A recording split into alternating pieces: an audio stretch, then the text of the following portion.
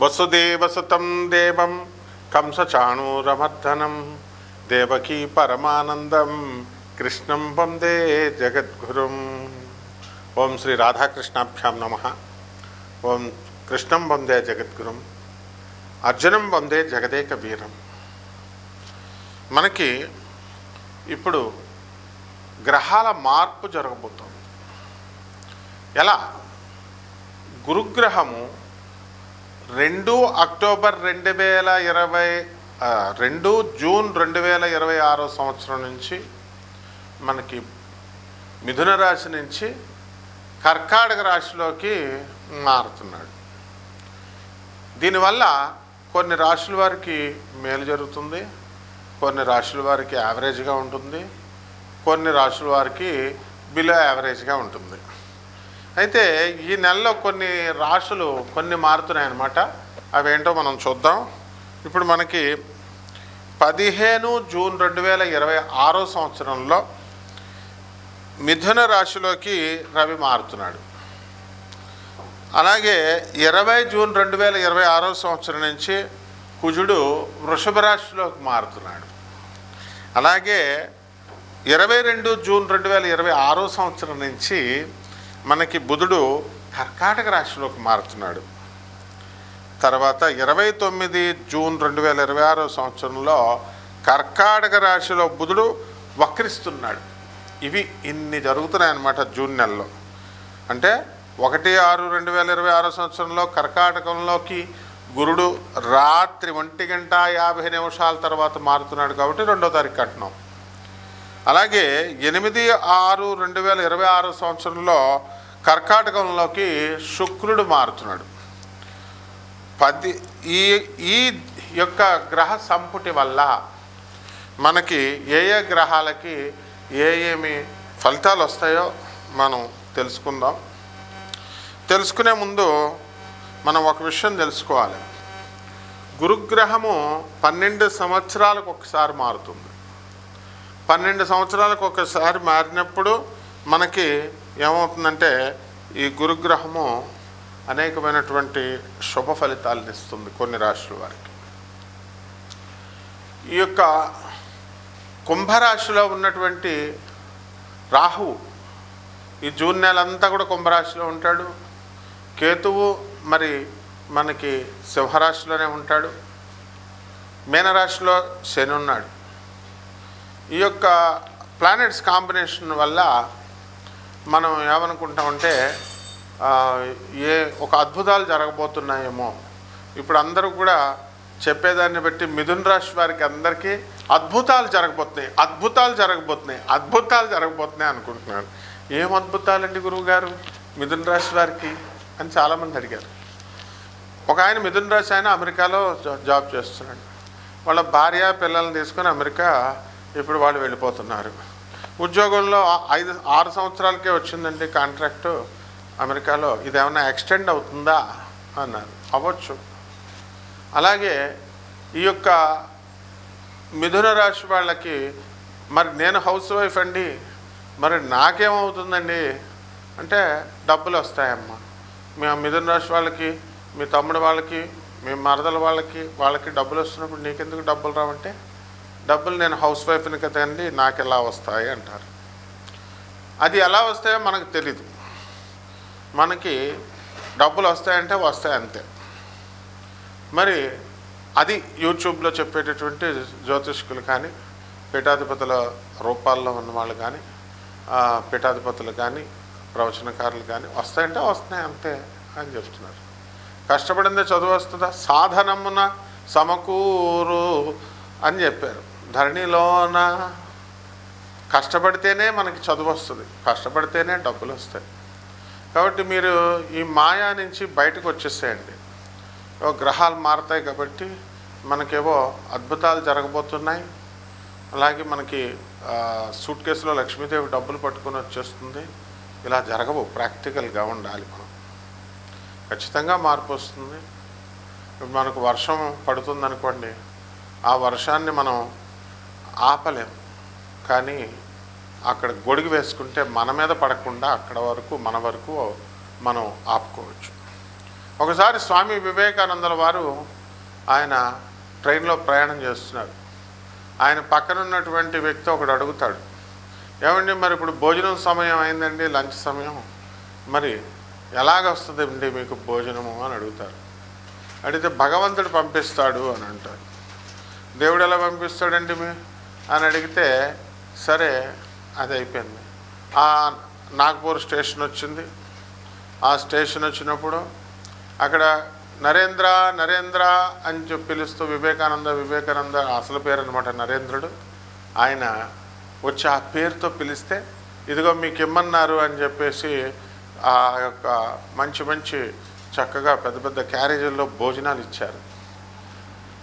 ఎవరు అండి అని అడిగితే, ఏమో మరి నాకు తెలీదు అని వివేకానందుడు చెప్తాడు. ఆ వ్యక్తికి పేరు కట్టుకొని రామకృష్ణ పరమహంసుల వారి భక్తులు, ఆ పరంపరలో వచ్చినటువంటి భక్తులు స్వామి వివేకానంద గురించి తెలుసు కాబట్టి తమ గురువు గారైనటువంటి రామకృష్ణ పరమహంసుల గారు తన భక్తులకు ఆదేశిస్తే స్వామి వివేకానందుల వారికి వచ్చింది.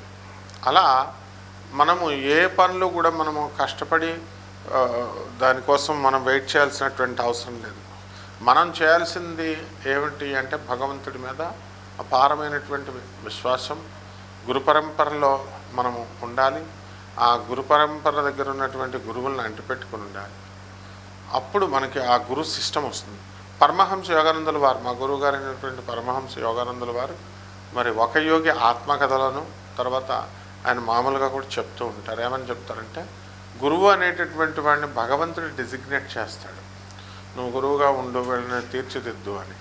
అలాగే ఆ యొక్క గురు పరంపరలో ఉన్నటువంటి ఆ గురు సిస్టంలో ఉన్నటువంటి శక్తి మనకి అడ్వైస్ చేస్తుంది, మనల్ని ఎప్పటికప్పుడు మనల్ని సంరక్షిస్తూ ఉంటుంది. ఇది గురుడు ఎగ్జాక్ట్గా చేసే పనులు. కాబట్టి ఎవరెవరో 300 సంవత్సరాలకు ఒకసారి వస్తుంది, గురుడు మారిపోతున్నాడు. ప్రతి సంవత్సరం గురుడు మారుతాడు. ఒక్కొక్క రాశిలోకి 12 రాశులకు 12 సంవత్సరాలకు ఒకసారి మారుతాడు. ఇది పెద్ద వింత కాదు. కానీ అలా మనకి ఏదో వండర్స్ జరుగుతున్నాయి, మీరు ఈ మాల వేసుకోండి, లేకపోతే ఈ సింధూరం పెట్టుకోండి, ఈ పూజ చేసుకోండి, ఆ హోమం చేసుకోండి, ఇలాంటివి ఏమీ అవసరం లేదు. మీకు ₹1 ఖర్చు అవ్వకుండా మీకు స్వామి వివేకానందుల వారు చెప్పారు.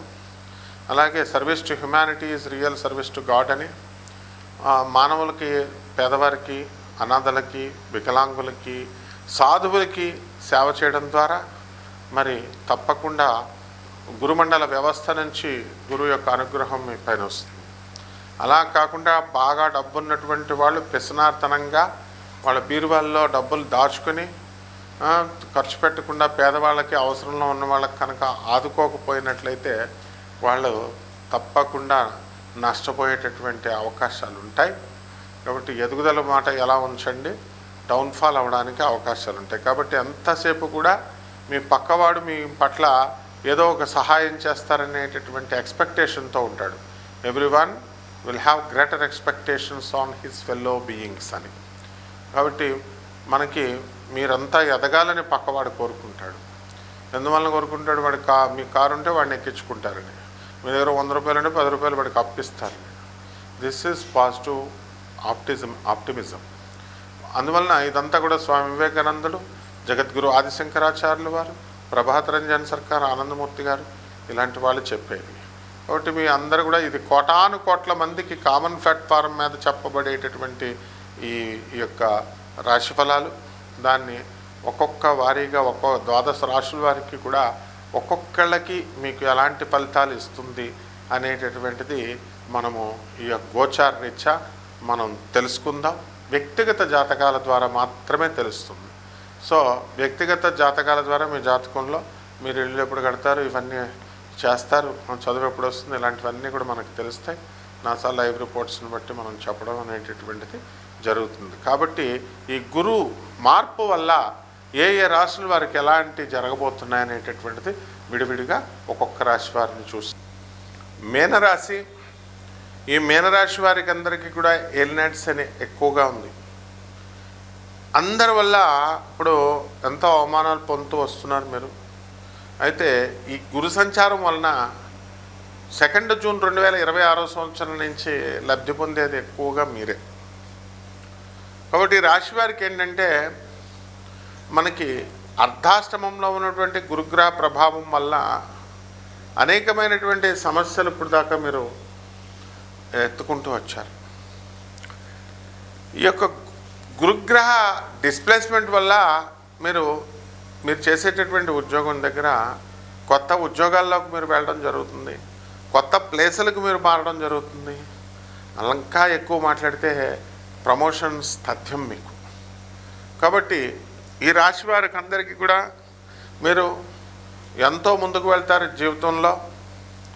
తర్వాత చక్కగా ఈ యొక్క మీనరాశి వారికి అందరికీ కూడా విద్యార్థులు చదువు మాకు ఇంతవరకు సరిగ్గా రావడం లేదండి అనుకునేటటువంటి వాళ్ళందరూ కూడా మంచిగా చదవడం ప్రారంభిస్తారు, మంచిగా చదువు వస్తుంది.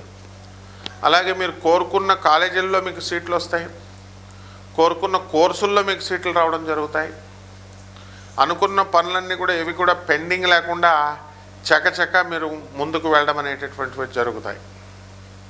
అలాగే ఈ మీనరాశి వారు కొత్తగా కాపురాలు మీరు పెడతారు. ఇంతవరకు మీరు పెళ్ళిళ్ళు కానటువంటి వాళ్ళు వివాహాలు అవుతాయి.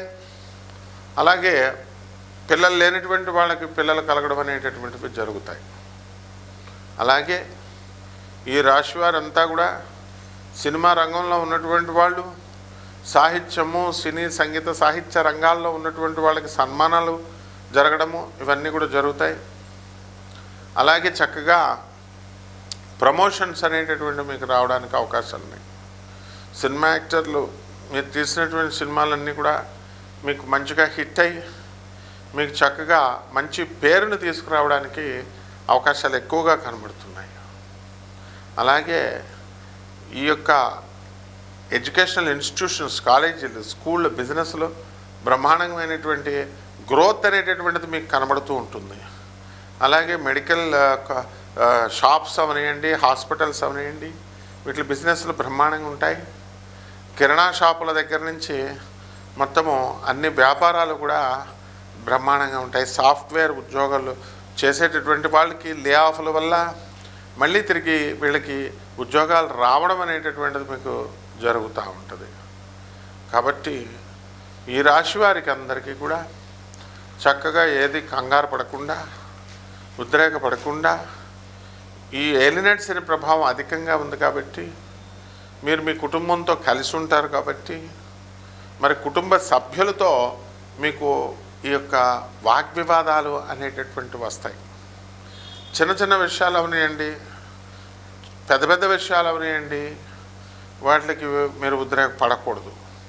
చిన్న విషయాలకి అనవసరమైనటువంటి టెన్షన్స్ పెట్టుకొని వాగ్వివాదాలు పెట్టుకోవడం ద్వారా మీ పరపతిని మీరు కోల్పోవడం జరుగుతుంది. కాబట్టి ఇలాంటివన్నీ కూడా మీ ఐడెంటిటీని మీరు ఉంచుకుంటూ జాగ్రత్తగా వెళ్ళాలి. కాబట్టి ఈ యొక్క ఉద్యోగం లేనటువంటి వారికి కూడా ఉద్యోగాలు వచ్చేటటువంటి సమయము, క్యాంపస్ ఇంటర్వ్యూలు ఇవన్నీ కూడా రావడానికి అవకాశాలు ఉన్నాయి విద్యార్థులకి. ఇక పరిహారాలు ఏమిటంటే ఏలినట్ శని కాబట్టి శని జపం చేయండి, శని స్తోత్రాలు చదవండి, శనికి కిలోంపావు నల్ల నువ్వుల్ని నల్లని వస్త్రాలను ఇచ్చి పేద బ్రాహ్మడికి శనివారం నాడు 8 గంటలకి దానం చేసుకోండి. దశ మహావిచ్చల్లో ఒకటైనటువంటి మహాకాళి అమ్మవారి యొక్క హోమాన్ని, ఆ అమ్మవారి యొక్క మంత్ర జపాన్ని మీ ఇళ్లలో చేసుకోవడం ద్వారా బ్రహ్మాండంగా ఉంటుంది. అదేవిధంగా రావి చెట్టును మీరు పెంచాలి. మరి ఎక్కడో ఒక చోట మీరు పెంచి దానికి నీళ్లు పోసుకుంటూ, ఏ విధంగా అయితే తులసి దేవికి మీరు తులసి చెట్టుకి మీరు పూజ చేస్తారో ఆ విధంగా రావి చెట్టుకి ఓం శనైశ్చరాయ నమః, ఓం రాహవే నమః అంటూ ప్రదక్షిణాలు చేసుకోవడం ద్వారా బ్రహ్మాండంగా ఉంటుంది. మీ ఇళ్లలో కూడా వేసుకోవచ్చు.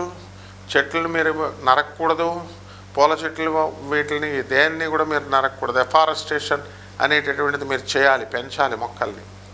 అంతేగాని ఈ పాలుగారే చెట్లు ఉండకూడదు. ఇలాగా చెప్పేటటువంటి వాళ్ళ మాటలు విని మొక్కల్ని కనుక మీరు నరికినట్లయితే నరికిపించినా సరే మిమ్మల్ని అవి శపించి పడేస్తాయి. కాబట్టి ఈ రకంగా చేసుకోండి, బ్రహ్మాండంగా ఉంటుంది. శుభమస్తు.